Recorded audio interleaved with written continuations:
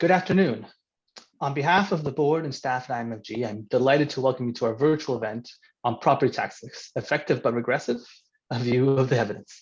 My name is Thomas Hatchard, and I am Manager of Programs and Research here at the Institute on Municipal Finance and Governance at the Munk School of Global Affairs and Public Policy.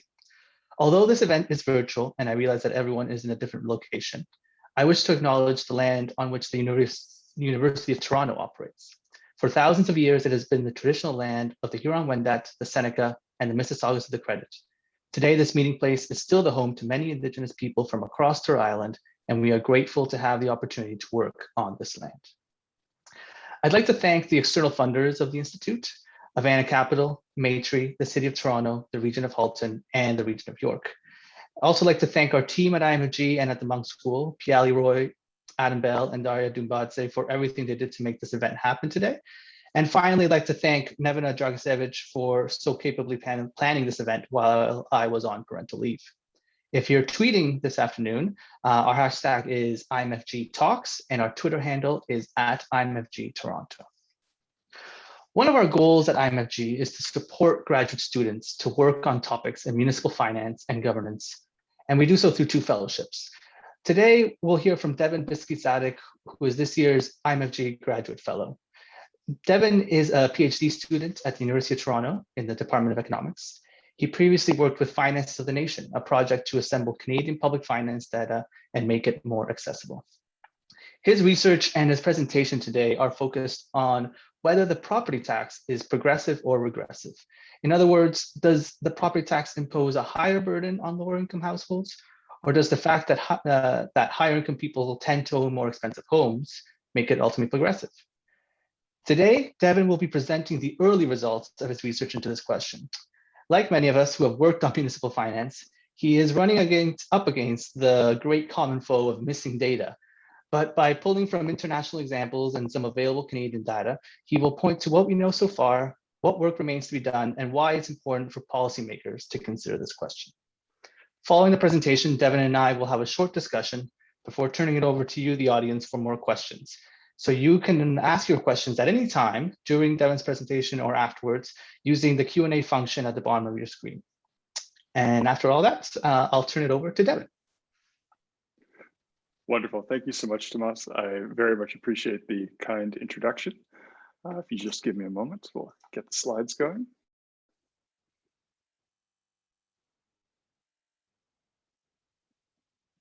All right.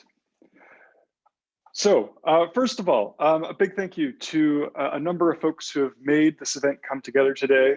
Enid, Tomas, Piali, Nevena, and Ahmed at IMFG. Their support has been absolutely fantastic.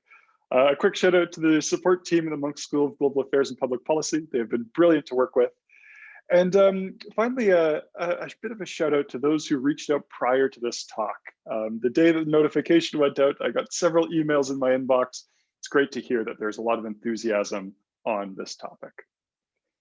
So a little bit about me. I'm a first-year PhD student in economics here at the University of Toronto, and my research interests are primarily in public and urban economics. So this question of property tax incidence really kind of dovetails well with those 2 topics. As Tomas already mentioned, I started to do and kind of think about the property tax while working on Finance of the Nation, a project which is bringing together a lot of public finance data in Canada. And as I'm going to discuss later on, the question about data is really going to be a big concern when we're thinking about the property tax. And so today I'll discuss some of the current literature on the property tax. I'll discuss some of the preliminary results that I have for Canada, as well as some of the research direction going forward, and hopefully give you a bit of a flavor of what we can expect to see in hopefully the next year or 2. So let's talk a little bit about the property tax. So the property tax is a recurring tax on the value of a property. It's going to be paid at set times each year and is based on the assessed value of a property. This makes it really fundamentally different from most taxes because you're taxing the value of an asset rather than some form of income.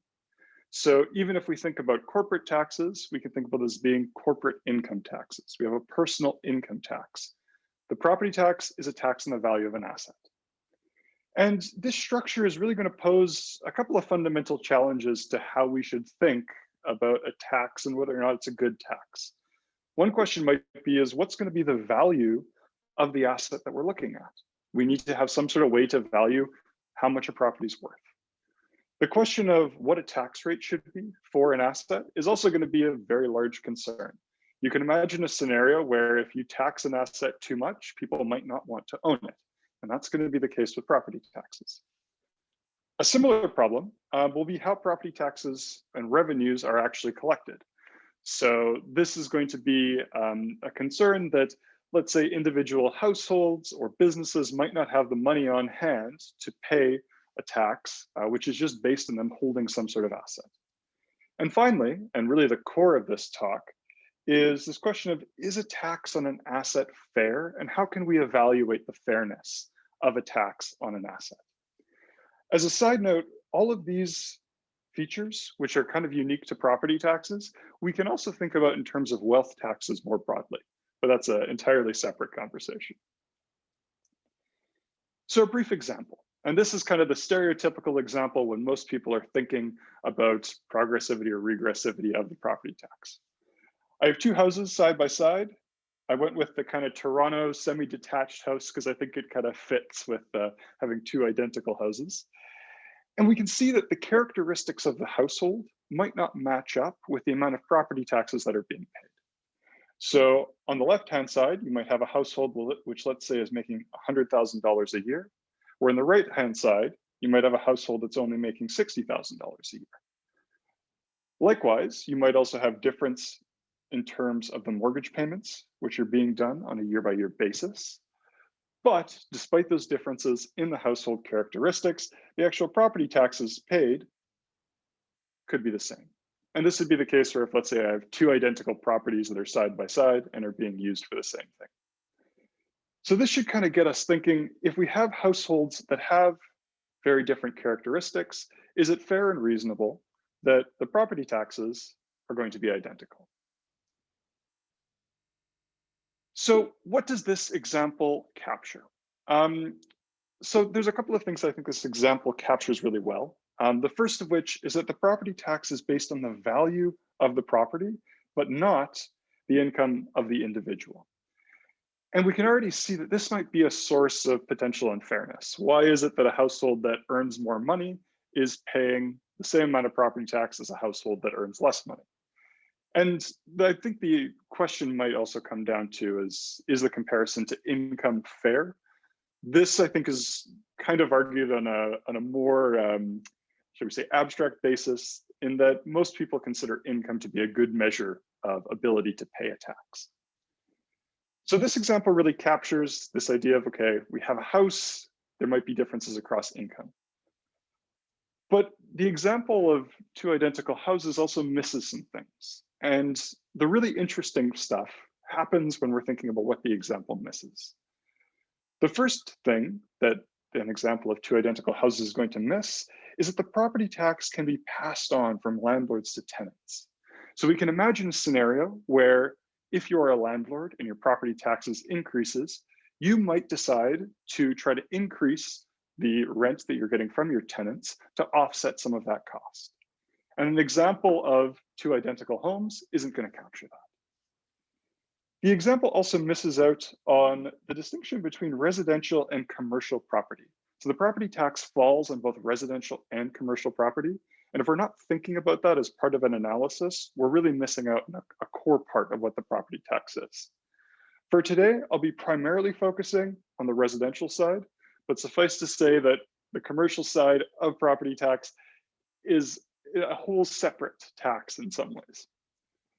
Our example also misses that the property tax might distort decisions that individuals and businesses make about where to locate.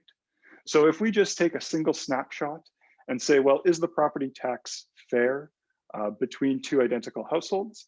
We might miss that maybe households are choosing where to locate and that maybe they're making an optimal decision. And finally, our example is going to miss effects that the property tax is having on other areas of the economy. So a couple examples might be labor markets. Higher property tax might encourage people to, let's say, work in one place and live in another. We could also imagine impacts on construction, technology, transportation, and so forth. If there is one thing that we should take away from, I think, this example, as well as the property tax discussion more broadly, it's that any discussion of the property tax needs to go above and beyond the impact on homeowners. A lot of times, at least in what I've seen, especially what I've learned lately, the property tax discussion and the impact of progressivity or regressivity tends to come down to, okay, how's it impacting individual homeowners? There's a lot more effects going on, and we need to think about that. So if we want to start to think about progressivity and regressivity, we need to define a couple terms. The first thing that we should think about is who is going to bear the burden of a tax or the tax incidence. And tax incidence, we can kind of divide into two separate categories. We'll have statutory incidence that measures who is actually paying the tax, i.e. who gets the bill. So if we're looking at, let's say, only households which actually receive a property tax bill, we're looking at some sort of measure of statutory incidence. However, we also want to think about economic incidence, and we want to examine who is paying the tax, but also who is going to be affected down the road. So a question of economic incidence is going to start to capture, let's say, those pass-through effects that are happening from landlords to tenants. It's going to capture the effects on local labor markets. It's really economic incidence is the thing that we want to get at.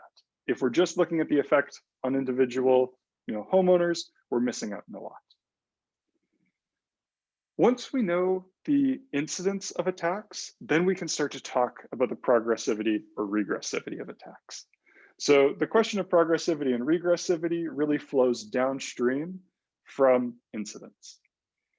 Most of us, I think, probably have a pretty good idea of what it means for a tax to be progressive. So if we're thinking, for example, the tax is progressive, we're saying that the percentage of income which goes to the tax is going to increase as your income increases.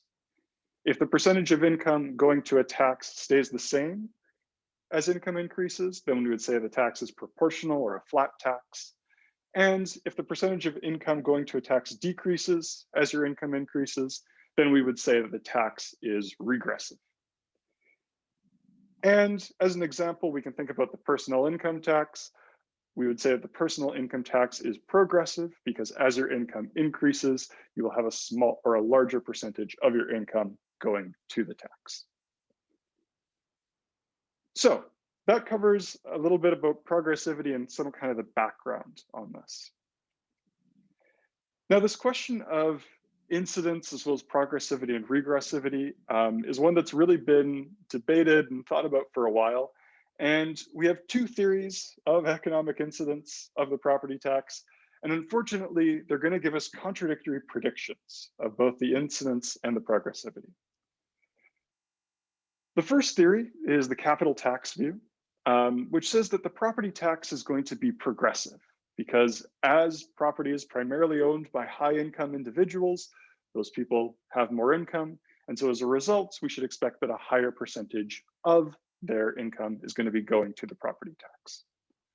As a follow-on from the capital tax view, we note that the tax will also distort where people choose to build. So we're kind of suggesting that, okay, the tax might be progressive, but it might also have some negative economic impacts in terms of development. The contrasting view is the benefit view, which says that the property tax is actually neither progressive or regressive because households and businesses choose where to move based on the services that they are receiving. So this is often phrased in terms of being like a bundle of goods. We say that households are going to choose to have some bundle which is going to include, let's say, a property tax rate, as well as some level of services.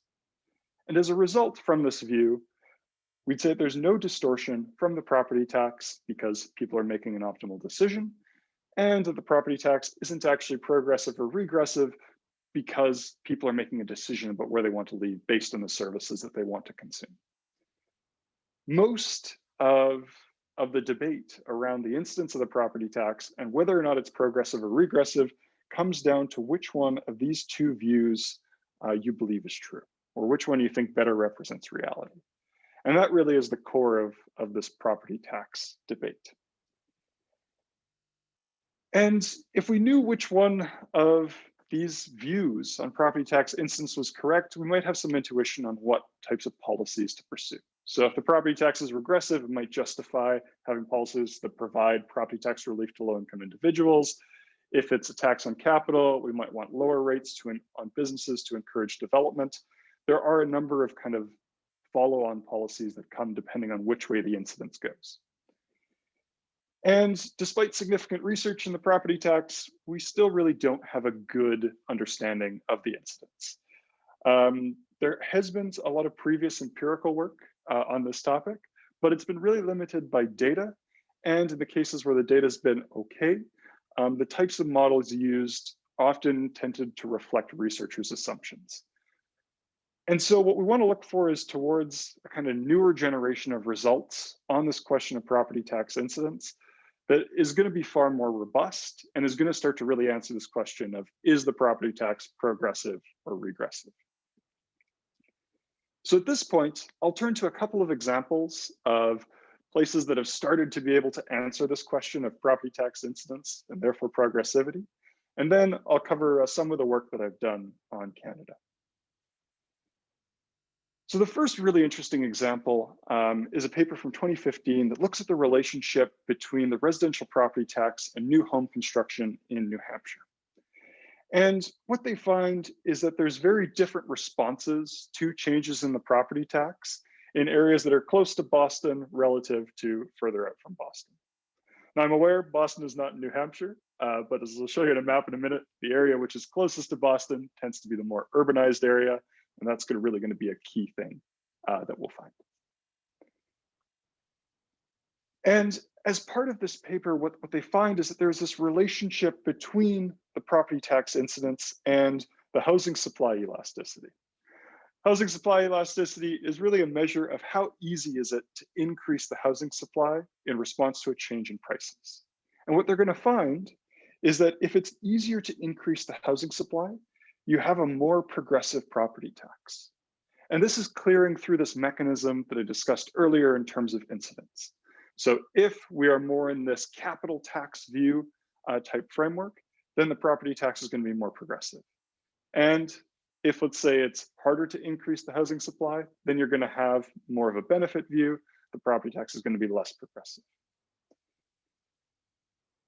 Interestingly, they hypothesize, but don't really prove that zoning, that is municipal zoning, is a key driver of this relationship. So they're able to show that it comes down to this housing supply elasticity, and then they've kind of started to show that zoning could be a key factor here. For those of you that are involved in any sort of municipal affair, whenever zoning starts to come up and to think that that has an impact on property taxes, I think is a really neat thing.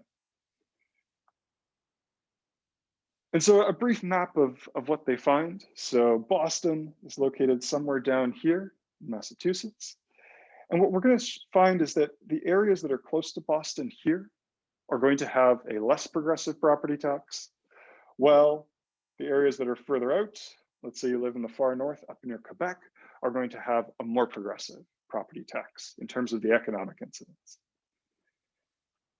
And this is a kind of a bit of a smaller example in terms of geography, but it really suggests that we can't think about the property tax in isolation. We have to think about it in terms of what other policies are going with the property tax. So that'd be one example. A second example comes from Germany, which examines the welfare effects of property taxation, but with emphasis on renters as well as local labor markets.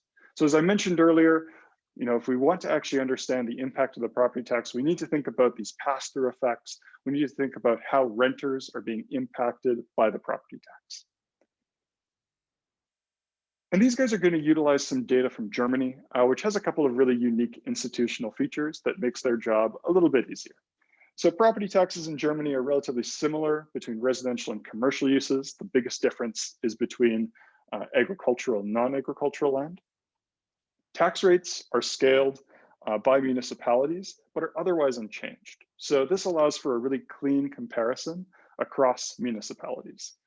As you can imagine, in Canada, where we have a lot of municipalities, as well as very different frameworks across provinces, that's a significantly larger challenge. And also in Germany, landlords can directly bill their tenants for the property taxes. This creates a bit of a paper trail that allows them to have a source of data.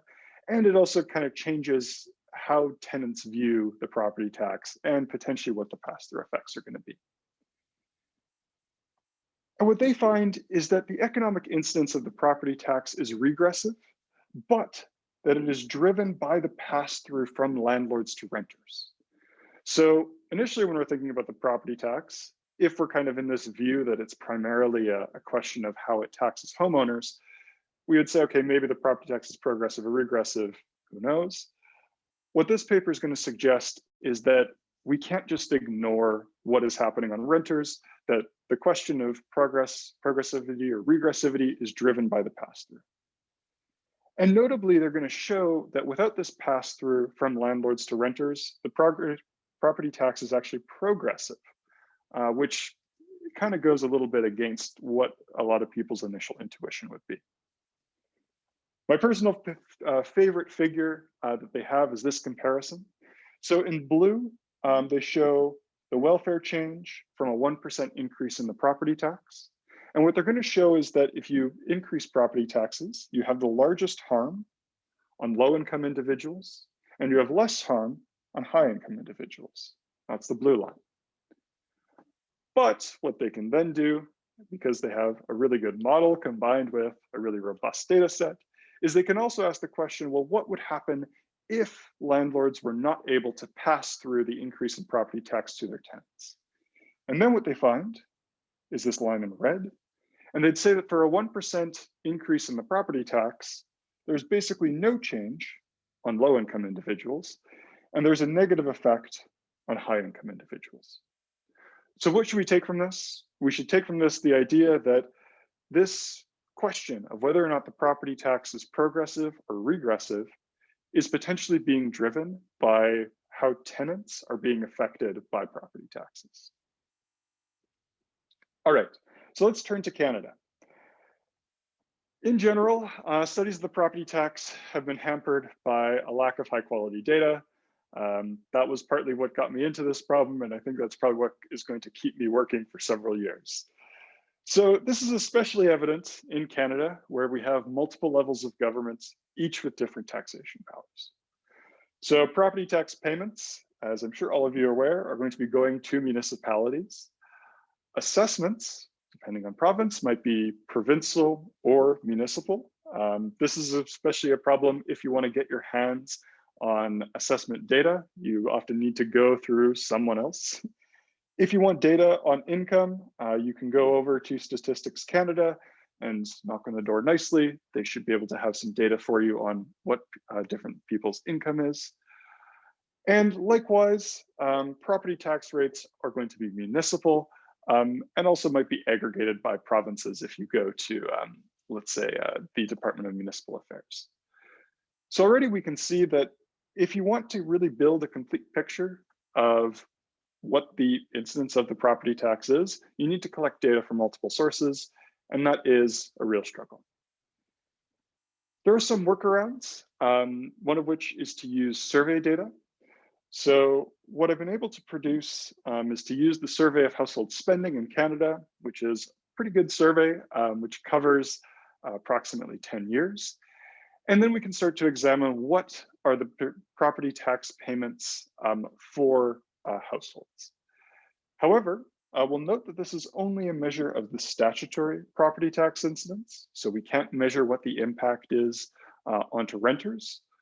But that aside, we can start to get a couple of features. So the first thing that we note is that the property tax appears to be regressive in terms of its statutory incidence. So we see a very consistent pattern downwards, where the vertical axis is the percentage of income which is going to the property tax, and on the horizontal axis, you have the amount of income that you have. So if you're someone at this far end here, chances are you're paying a higher percentage of your income than someone who has a much higher income and is all the way down here. The other thing that we notice is that there are very different patterns depending on the size of the city that you live in.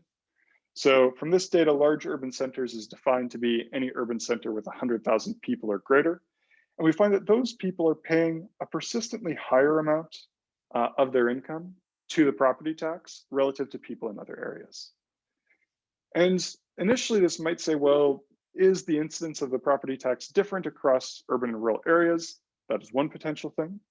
The other thing to note is that people might actually be sorting based off of what they want in terms of services. So a person who, let's say, decides to live in a rural area and has a lower amount of income, it might be making a very different choice about where they want to live than, let's say, someone who lives in an urban area and has a higher amount of income in terms of the services they want to receive. So using survey data, there are some advantages and there are some disadvantages.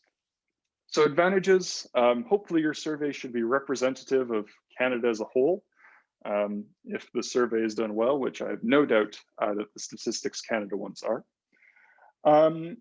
You'll also capture actual property tax payments instead of some combination of housing valuations and property tax rates. So this is going to be especially relevant if, let's say, you're living in a municipality which allows you to defer your property tax payments forward if you're low income. The beauty of using survey data is that you hopefully have the actual amount that has been paid. And you also solve the problem of matching the property tax payments and household income because it all comes within the same survey. That much being said, there are also going to be considerable disadvantages. So survey data is only going to capture 1 year snapshots. We can't see changes over time because we can't compare the same individual year after year. We also don't have detailed geographic data, which is really essential if we're considering municipalities. So if we want to think about the property tax, we need to think about a tax which is fundamentally municipal. If we don't have really detailed geographic data, you can ask, well, is it actually relevant to do comparisons across two people that are not living in the same municipality? And finally, there might also be questions about how reliable self-reported values are. To me, I think that's probably not a huge concern. Other people might disagree. So if we know that survey data is not sufficient, what actually do we need? So we'll need a data set which is long. That is, it's going to have many years of observations, as well as going to be wide. It needs to contain many individual entries for each year. We'll also need some form of natural experiment that allows us to observe how changes to the property tax affect other aspects of the economy. So in the previous international examples I showed you, one paper for New Hampshire uses a change in state policy, which affected how much households were paying in terms of property tax. In the case of Germany, they have a very long data set which captures all of the property tax rate changes across the entire country for several years. And our data set also needs to include a lot of different things. So we'll need some sort of data on income. You'll need some sort of data on the property taxes which are being paid. You're going to want something on rents, which are being paid to landlords. You'll need some sort of data on property assessment values, which in and of itself can be very difficult to get. You'll also want some data on sale values. That's not too hard. As well as getting data on property tax rates for all of the different municipalities and all of the different property types. We don't have all of these pieces for Canada. Some we do. For example, data on incomes as well as sale values. Those are relatively easy to get your hands on.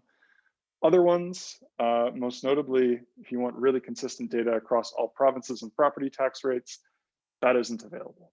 And that is really going to be the next step in my research, is to start to assemble all of these data sets together so that we can really answer this question of property tax progressivity and regressivity once and for all.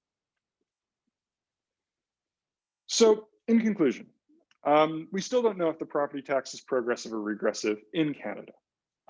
We have some inclination that in other countries, it appears to be possibly regressive once we take into account a full economic incidence.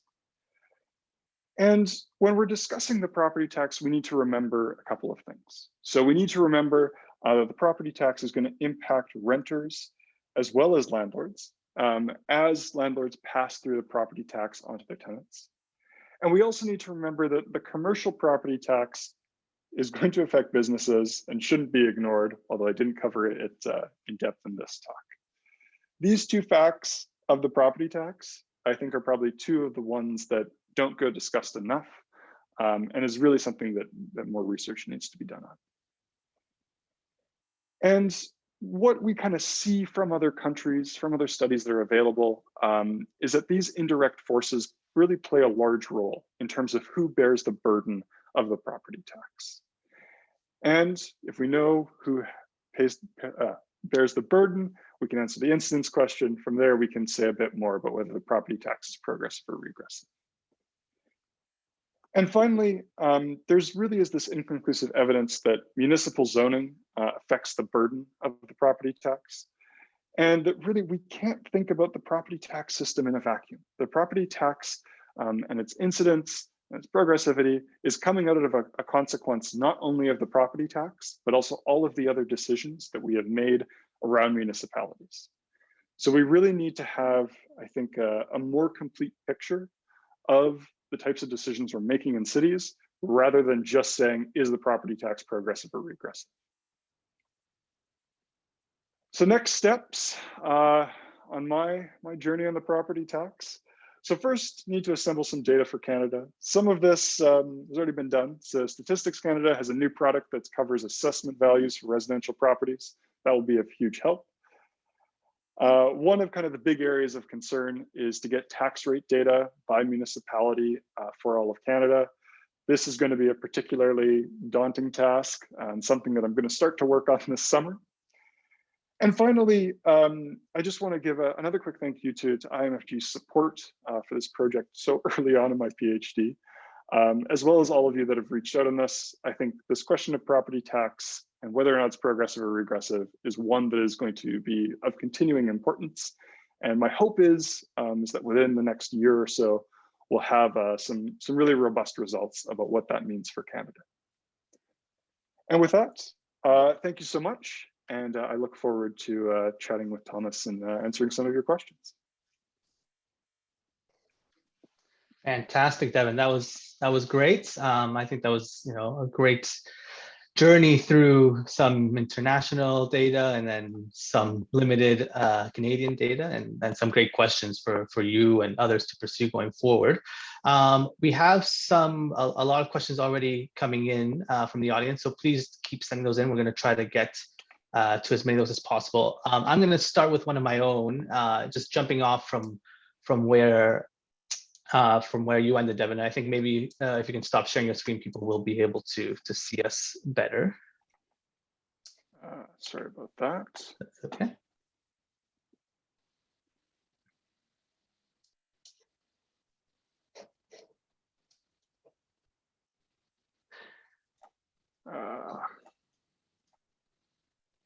I'll just start asking, and then there we go. Perfect. Okay, perfect. Great. So one thing, it's not surprising to hear at the end there that you're having some data challenges. So I was hoping maybe you can speak a bit more about what data you're closest to getting, or we're closest to getting, and what data is most challenging to put together when it comes to this question. Yeah, absolutely. So there are certain sections of the data that I think are already available, and that has honestly been a huge help. So through Statistics Canada, you can get access to, for example, personal income data relatively easily. I think some of the most difficult data is going to come down at the municipal level. So typically, when you go to higher levels of government, the data quality tends to be better. Oftentimes there isn't really good aggregation, especially when you want to look across provinces. So if, let's say, I want data on Ontario municipalities, I can go to the government of Ontario and I can get pretty good data broken up by each municipality. But there isn't a really clean data set that incorporates all municipalities across all of Canada, because we live in a very federalized system. So I think that is going to be probably some of the hardest part, is to really build a data set that has this municipal level data across the entire country. Yeah, no, that makes sense. So one question we have from the audience, just to get started on those, is Suppose that you had whatever data you needed. So let's have a dream world. How could you test the benefit view against the capital view? What sort of natural experiment would allow you to differentiate between these views? So there are a couple different methodologies that one could be used. This is really where I think economics as a field has really moved on from where it was 20 or 30 years ago in terms of causal inference. So what potentially one could do is one could look at, let's say, sudden changes in tax rates that might be happening in certain municipalities, and then compare those to municipalities that are not experiencing those tax rate changes. That's similar to what we see from the German data. Right. I have kind of a personal belief that it might not actually be possible to do really rigorous across Canada comparisons. And so you might need different methodologies. One example might be what's called a regression discontinuity design, where you compare adjacent municipalities and then look, are these changes in the property taxes having different effects across municipal boundaries? Again, finding really clean estimates there is quite difficult. But that might be another potential way of going about this problem. If, for example, there are any of you in the audience who are thinking, I remember back in 2000 something, there was a big change in property tax policy somewhere in a city, please let me know. That would be the type of thing that I'd love to be able to look at and then investigate further and see if maybe there's a way we can get a good, clean estimation out of this. We are actually getting some people suggesting ways for you to get some data. So we'll be sharing that with you afterwards, just so everyone in the audience knows. So please do send your tips in here. We'll send them to Devin. So another question we had is actually, does it make sense to ask if the property tax is progressive when, as you've discussed, even in the answer to your question, many factors affect incidence and the results are likely to vary substantially across localities? So getting to the question of, but how much variation I'm going to find from municipality to municipality here? Yeah, exactly. So I think there's two questions baked into that. Does the question of progressivity or regressivity make sense? That is where we need to have these types of natural experiments to distinguish whether or not the benefit view or the capital tax view holds. I don't want to take a stand on that because I don't think we have enough data to say that's one way or the other. The second part to that question, is it actually relevant to make comparisons across municipalities? That is, I think, it is a fantastic question. My kind of gut instinct is that it might be difficult. I could see a situation where it might make sense to compare municipalities within the same province because they're going to be falling under the same provincial structure, and so there might be relevant comparisons to be made there. But we can consider a case where it might not actually be reasonable to make comparisons between municipalities across provinces. That would be my kind of intuition. Again, come back to me in a year. I hope to have a really good answer for you. That's great. We have a number of people saying, great presentation. Thank you for the great presentation. So you should know that. And so one person asked, with the Ontario limit on rent increases for properties built before 2018, how does that impact the progressivity of the property tax increase? If rent increases are capped at 2%, for example, does that make the property tax progressive? Yeah, that is a really good question. And I would really like to find out. That might be one of the potential natural experiments. You look before and after 2018, or you look at properties built before and after and kind of get an estimate of what those pass-through effects are. My guess would be that yes, putting a limit and having a limit on rent increases should limit the pass-through that's going through. At the same time, typically property tax increases are quite small. So if, let's say, the limit, maybe not this year, but in previous years for Ontario is to increase rents by 2%, but property tax rates are also going up by 2%, then we might not be able to necessarily see whether or not the rent control is actually having an impact in terms of how much of the property tax is passed through. Right, gotcha, yeah. So one person has a question about what is, I think, a topic that has come up in Toronto policy circles. So what are your thoughts on structuring property tax like income taxes, where higher value property are taxed at higher rates? So for example, your first $100,000 value at 1% and the next 50,000 2%. What effect would that have? Yeah, so I think if you had asked me this question a year ago, I would have said, that solves the problem, because all of a sudden we're going to have, higher income households that own more property are going to be paying more of their income towards the property tax. Mhm. What I think the more, after going through this topic a bit more and reading more, is really starting to see the data. That is not, it's not a panacea. We might be able to, let's say, increase the progressivity of the property tax a little bit in terms of how it's affecting these, households that actually own property. But if we're not thinking about all of the other effects, namely the pass-through that happens from landlords to tenants, as well as broader effects in terms of the broader economy, we're not really solving the entire problem. I think especially when we look at the German data, if the entire progressivity or regressivity of the tax is being driven by the pass-through, and we're not actually thinking about the pass-through effect, then it doesn't matter how progressive you make the tax on individual houses, you still need to figure out how to work with the pass-through problem. Right, right. So sorry, I'm just there's a lot of questions coming, so I'm just kind of keep pace here. So one question is actually following on that one. So one, there's been policy proposals about a progressive tax base. Another way that cities tackle some of these issues is around deferral programs, especially for low-income seniors. So the question is, do you think that existing deferral programs for seniors or low-income residents make the property tax more progressive? And I would add to that, is that doing enough, or is there more that could be done in that respect? Yeah, so I would say that those programs are going to be effective because I don't have good data again across years, but I would imagine that if you start to implement those types of programs, yes, it's going to get to this question of, if you have especially low-income seniors that are on a fixed income, allowing them to defer their property tax. So I would say yes, those policies are probably effective, but it does also come down to what other impacts does the property tax have. And if we're just thinking about low-income seniors, who else are we missing out on that is going to be impacted by the property tax, especially in an indirect way?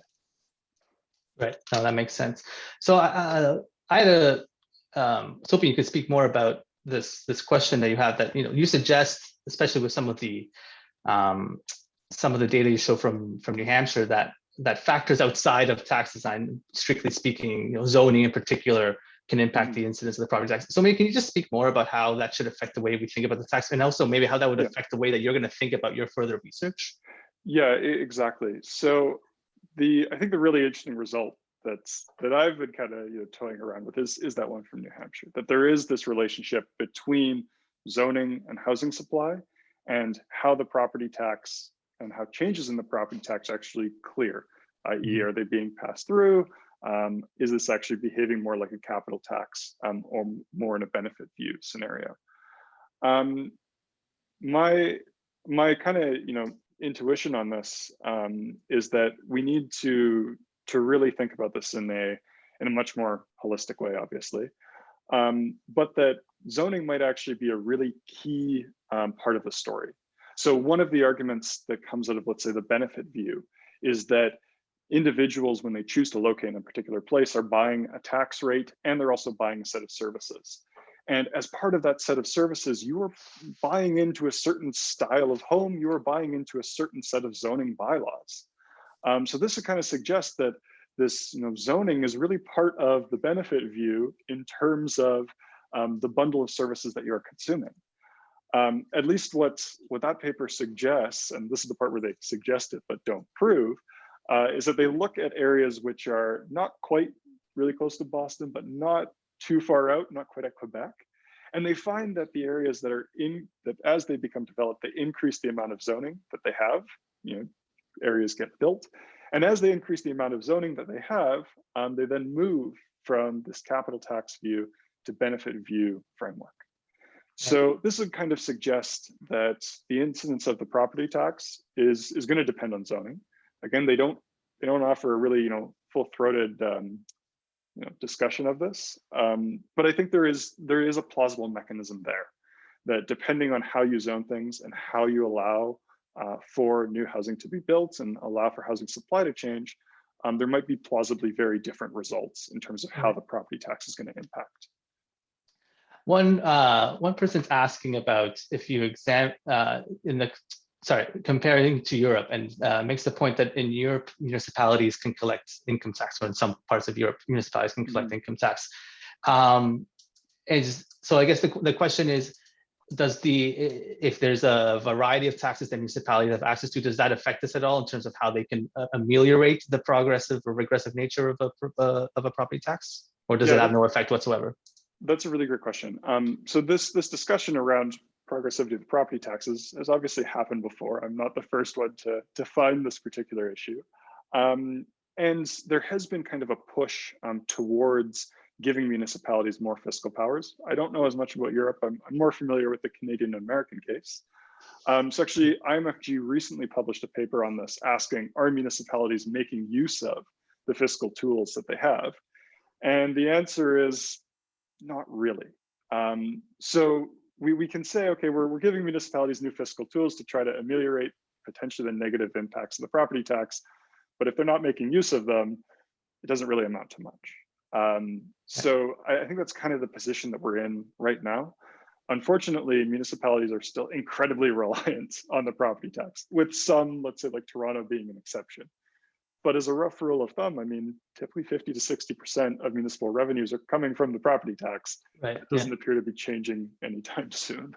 Right. So we got to look at the question as it stands now.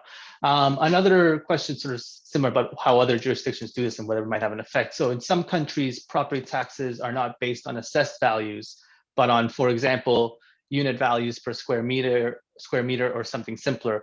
So the question is, would such taxes be less or more regressive if we change how the assessed value, how value is assessed?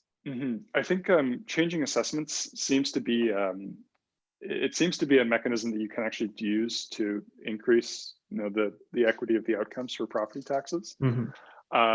There's one result that I saw a couple months ago now, and I think they published an article in the Washington Post about this. And what they look at is they compare whether, let's say, there's a difference in terms of property tax payments between Black and white Americans. And what they disproportionately find is that Black as well as Latino Americans are paying a higher amount of property tax because their assessed value of their properties is higher than the market value. Right. So there seems to definitely be some questions about like, how does assessment affect whether or not the property tax is progressive or regressive? Those questions in my mind are somewhat separate, in that the goal of, let's say, the assessment process should be to get as close to the actual resale value of the property as possible.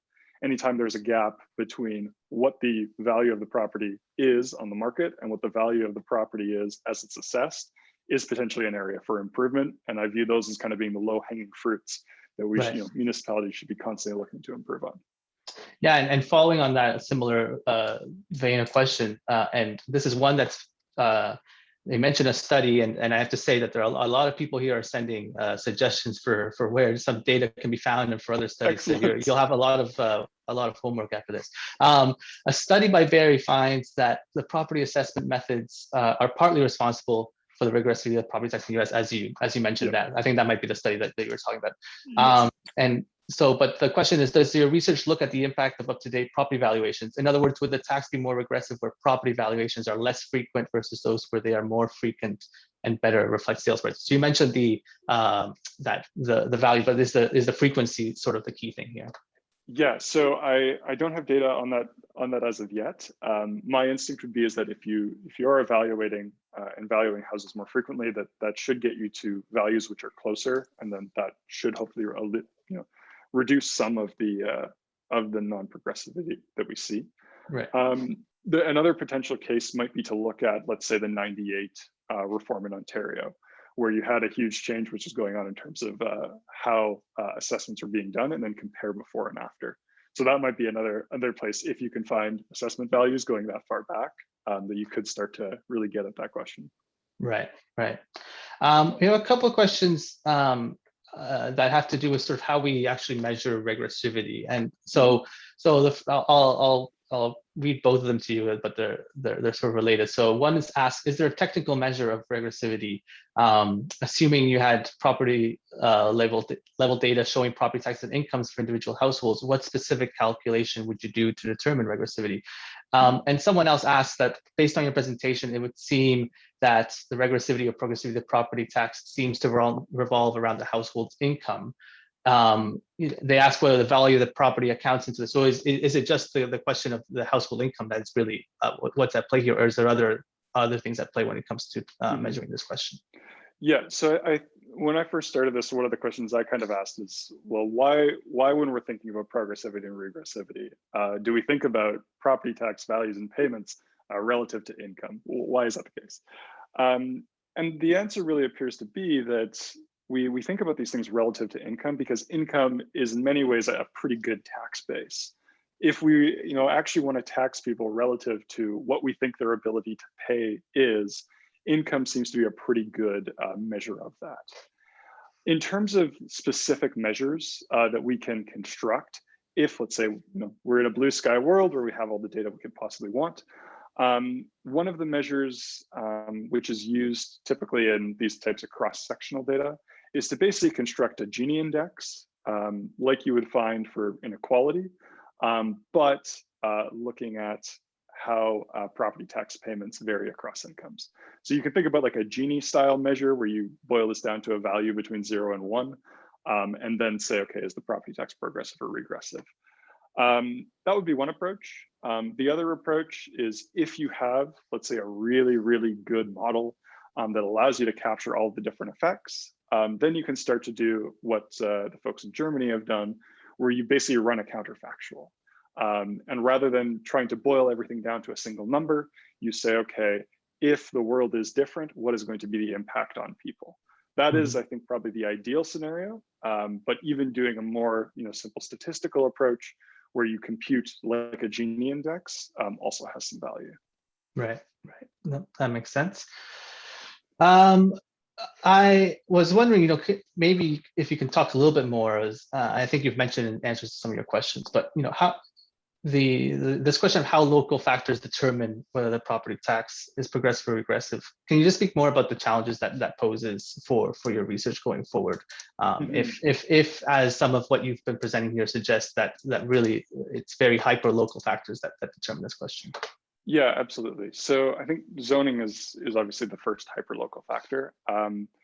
The other thing that I think it's going to really come down to is when you're thinking about the property tax, how different municipalities, especially across provinces, choose to charge the property tax can be very different. And those types of really local factors, I think is going to make especially assembling a cross-Canada data set incredibly difficult.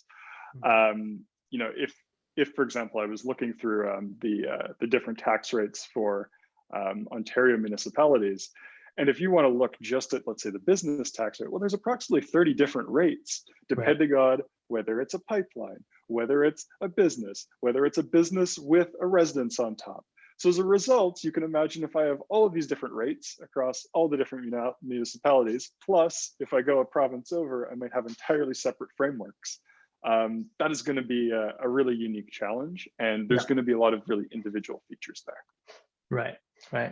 An interesting question here, which is, have you considered working with a lifetime income instead of yearly income? And I guess that gets to the question of sort of, which is the most relevant measure here. Yeah, so that I think is really where a lot of the previous research has really started off, is that you try to measure, let's say, some estimate of lifetime income. You look at the characteristics of the households. You say, okay, we estimate that this person had a lifetime income of this, and then compare that to their estimated property tax payments. Those types of results, I think, are still somewhat limited because you're still basically saying, and you're kind of hinging your whole result on how good your estimate of lifetime income is. And especially if we're looking at households which might have been born in very, very different periods, it's unclear to me that those results are necessarily going to be really robust. So I think that's really where we want to move away from trying to estimate a lifetime income and then estimating progressivity. Rather, you want to move more towards kind of the more causal inference type frameworks, where you're saying, okay, I'm going to find some sort of event study or some sort of change which has happened, and then use that to then estimate what the incidence of the tax is directly, without needing to estimate, here's the total amount of money that every individual is ever going to earn over the course of their whole lives. Right. No, that makes sense.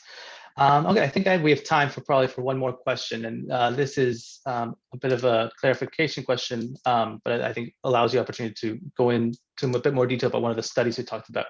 So they say you've mentioned the impact of zoning several times. They're saying, I don't think I've heard you say what the mechanism is that connects zoning to property tax progressivity. Can you spell it out? Yeah, absolutely. So what has been found so far is that whether or not you sit in a capital tax view or in a benefit view depends on this housing supply elasticity. So what is going to be the responsiveness to housing supply as a result of change in prices? So the housing supply elasticities, there's all sorts of great ways to measure them. But one of the key things that can affect these housing supply elasticities is what your zoning allows for. So the mechanism really appears to go that municipal zoning affects how easy it is to construct new houses. How easy it is to construct new houses affects how your housing market can actually respond to changes in prices. And how the housing market responds in response to changes in prices will then affect how the property tax clears in terms of, are you in more of a capital tax view or are you more in a benefit view? Right, that's great. Okay, well, as I say, we've been getting a lot of comments here with suggestions in terms of how you might structure some of your research, where there might be some data, people very kindly sharing their email addresses with you for you to follow up with them. So just so everyone knows, I'm going to send all of this along to Devin, and he's going to go through this in greater detail. But for now, I think we can wrap it up here. So thank you, Devin. It was a fantastic presentation, great discussion. I think based on all these questions, all these comments, it's clear that this is a question that people are very interested in, and we are hoping that one day we can get an answer to the question, or at the very least, I'm sure there will be several answers as you've discussed. And so before we wrap up, I want to let everyone know that we've recorded today's event, and we will be making that available on our website in the next few days. So please do share that with your colleagues who can attend today's event, or if you wish to rewatch to hear any of Devin's insights, that's also perfectly okay. And on that note, I'll say thanks to everyone for coming, and have a great evening, and thank you again, Devin. Thank you so much.